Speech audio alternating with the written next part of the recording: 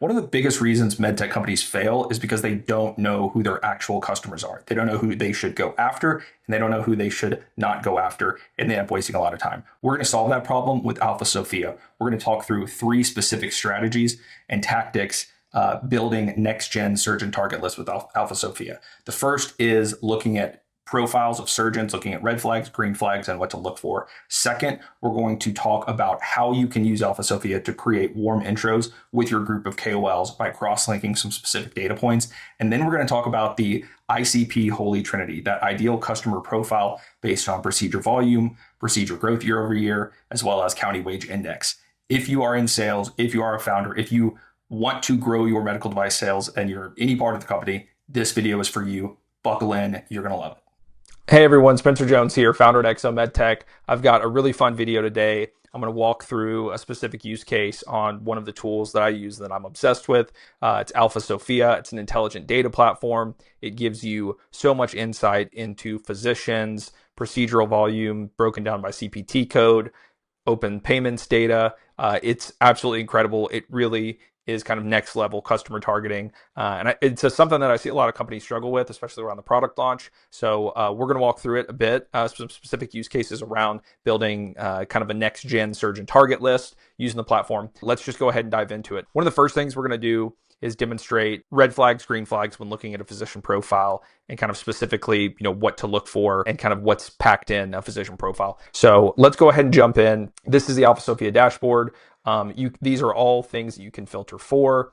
First thing we're going to focus on, this is where I usually start, is the taxonomy. So let's just take interventional cardiology for our use case here. So right out the gate, you can see there's almost 9,000 physicians, healthcare providers that are on the platform. You can also filter for healthcare organizations, which is really nice. It gives you the ability to see kind of where these things are taking place, as well as sites of care. So let's go back. Let's just focus on the interventional cardiology physician. So this is going to give you a list. Obviously, this procedure volume includes a lot of things. This is kind of everything they're billing and getting code for, right? Let's go ahead and say we're interested in cardiac ablation, atrial fibrillation, ablation. You can pull that CPT code. You can come over here, right? And you can look for all payer or just Medicare. So we're going to do all payer procedure code. So as soon as you type in the code, it's going to populate it for you. You can also just, if you know what you're looking for, electrophysiology, you can start to type that in and it's going to populate it for you as well. So right off the bat, we can see a lot of physicians that are doing this. We can go ahead and filter through. So let's just go ahead and pick one, Paul Drury, okay? These profiles are absolutely incredible. So let's talk about what to look for, red flags, green flags, all that stuff. You can see their basic profile, where they're practicing. You can see some kind of manufacturer payments data. So this is that open payments data that I was talking about. Therapeutic profile, top 5 CPT codes. Like this is like established patient office visit, right? They have to build these and these are going to be the top for most people. But you can see more about the practice locations, their affiliations, contact info. You can see diagnoses by code, right? So these are going to be the diagnosis codes. You can see different diagnosis volumes over time. So this is a good one to look at too. This is a green flag, right? What's their total kind of diagnosis volume over time? So procedures, lots of different options here. You can do Medicare Part B, you can do all payer overview, all payer by code. So if we just do all payer overview, again, this is the CPT codes that they're billing. So really active surgeon, he's continuing to kind of do more and more. So if we go by code, this is going to break it down like what we were talking about previously, right? The CPT codes. And so you can see all of the different ones. You can filter through all the different pages and then you can search for a specific code. So we're going to go ahead and search for this one. So we can see that electrophysiology evaluation with catheter destruction of abnormality, so that atrial fibrillation ablation. So he's been doing like a high number of these. Green flag here for sure. If we go back to the overview, right? Let's go ahead and go to the CPT codes, see more. We can click on this one. Perfect. This is an amazing green flag. 121 in 2022, 164 2023, even more in 2024. So he is continuing to do more and more of these procedures that for our test case here that we're really interested in, that we want to see more of. So this is fantastic. So a couple of things you could do here. You can go ahead and save him to favorites, but what you really will want to do is save him to a list. So you can go ahead and create a new list. And so this could just be, electrophysiology physician target list. Okay, so I'm going to go ahead and create a new list. We can add them to that list. There we go. And so you can just work your way through down and do that. And that can get you your, big picture. Hey, here's all of the most important surgeons to us. Go all the way back. We could go to search, go back. One thing I didn't do here, and this is important, you're going to want to save your searches when you do them. So this was the search that we had. What was that? We were pulling for this one, right? And then all payer, the procedure. So what I can do here is save this search. Okay, and go electrophysiology physician. And you can even put the CPT code in, right? So we're going to save that search. That way, anytime I'm doing something, I navigate to another screen, whatever, I can come back, load a search, right? Boom, right here, load search, right? And all of these fields that you select are going to be there. So we looked at procedure volume, right? We looked at procedure trend.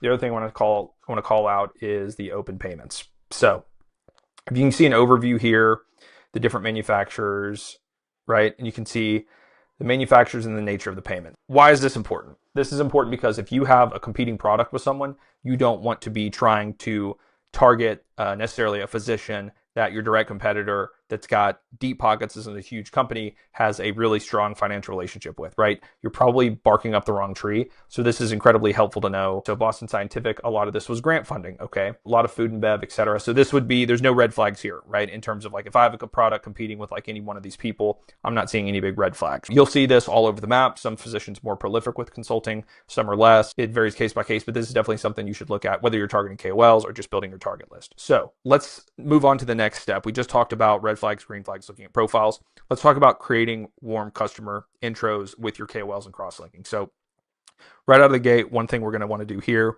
is look at where they were trained. If you have KOLs that did specific fellowships, maybe they're still in academia at certain places, like this is a great way to try and target those. University of California or UCLA, let's go ahead and, so he was there for a long time. Let's go back to the search. Let's go ahead and load the search.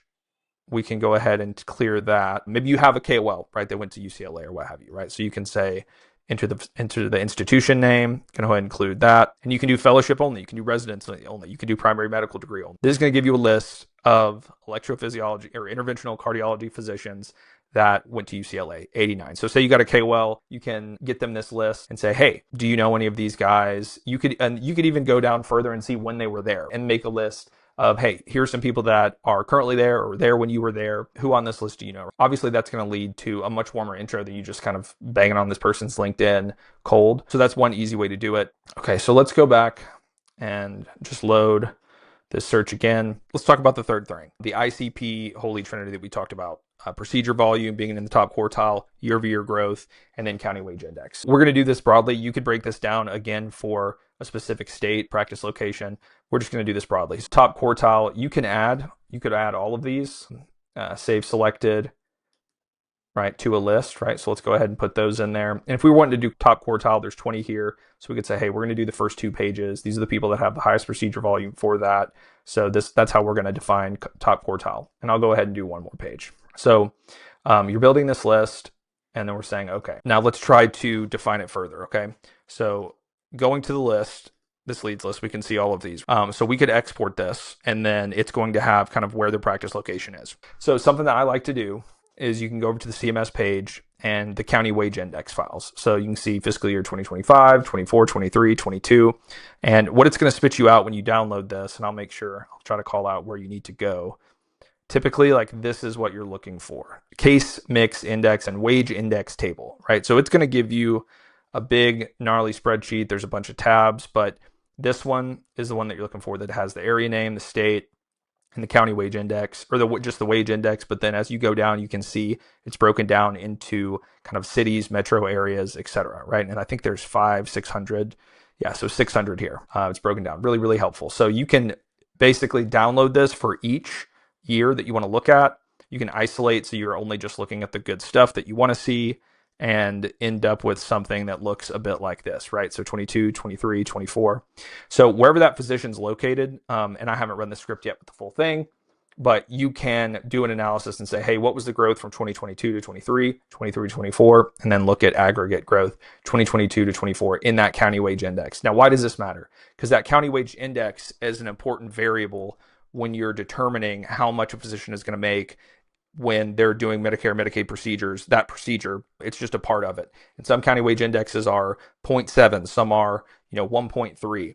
So that's just, that number's plugged into a formula and determines how much they're going to make. So obviously, people that are doing this in a very low county wage index area for their Medicare patients, which may be half their patients, right? They're just not going to be making as high of a profit when they're doing that. So you may have to adjust your sales price, right? Or a little bit of your strategy. But when you can find physicians that are like on this list, let's check one, top quartile of these procedures being billed, and then check the county wage index, and then go through and say, what was their procedure growth by code, right, for that thing, right? Do they make the cut in growth, right? So all of these people you could save to a new list, right? So say this was kind of the master list, you could just roll through that and say, I'm gonna create a new list where it's that ideal ICP, high value target, that procedure volume is high, year-over-year growth in procedure volume is high, and the county wage index is high. So you can create this list of those people that have that holy trinity. You're going to be much better off for it, right? You're not barking up the wrong tree. Your reps are not spending a ton of time on 50 people. They're spending a focused amount of time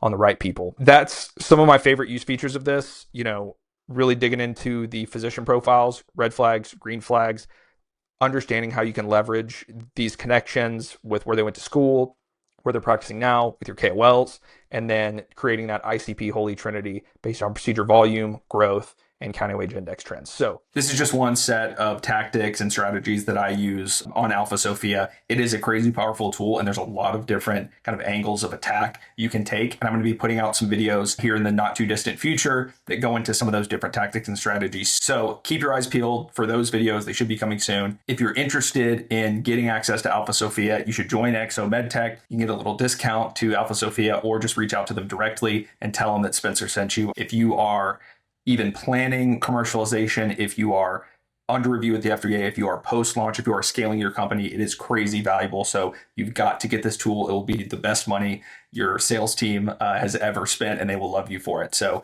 I hope this was helpful. Take care.